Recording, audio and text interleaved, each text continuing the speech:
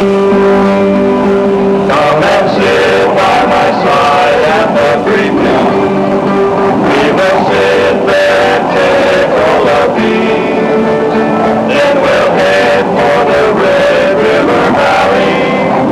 And today I'll be flying clean to the valley he said he was flying, with no thought of the fame to be earned.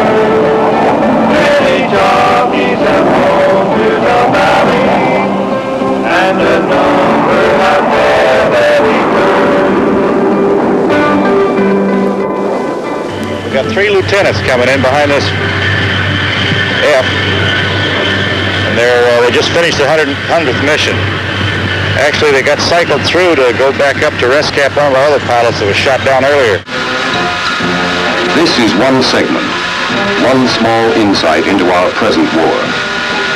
This is the 105 story, the story of fighter-bomber pilots flying daily over the armed camp of North Vietnam during the month of November in 1966.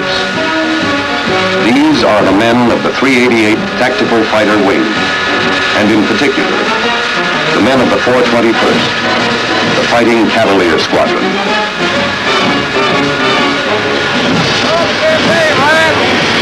He says, well, what are they doing? He says, well, how do I tell if they're friendly? He says, well, if they come up with their hands over their heads, they'll be friendly. He says, no, one of these guys has got a gun. That guy said, well, how far are you from him? He said, well, he's standing right here by me. And he said, well, it must be friendly. How does it feel to have 100? I thought I was going to kill myself on initial, you want to know the truth. Jeez. FOD!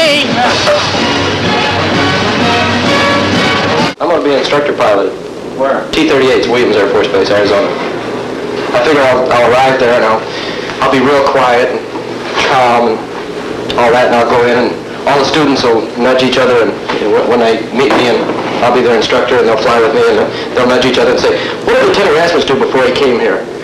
And it'll be all quiet, and no one will know until finally there'll be graduation, and we'll show up in mess dress, and there I'll be with my air medals and my DFCs and my Silver Star and my Commendation Medal and my Vietnam Service Medal and all this stuff all the way across. And I'll walk in with a slight limp, and they'll say, tell me about it. And I'll say, oh, it was nothing. It was nothing. But then for a week after, every time I crawl in the airplane, as I get in, I'll pull my leg in and I'll wince a little, and I'll say, what is it? And I'll say, oh, it's just an old war injury. You can see this flight taking off now, and the airplane standing by is the spare. He'll be coming back up like me probably pretty soon. Spare is not a bad job because you do launch quite a bit of the time.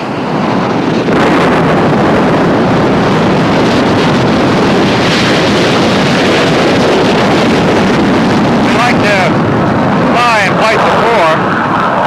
That's why we have a spare out there, because if we didn't, we'd never get another airplane up in time.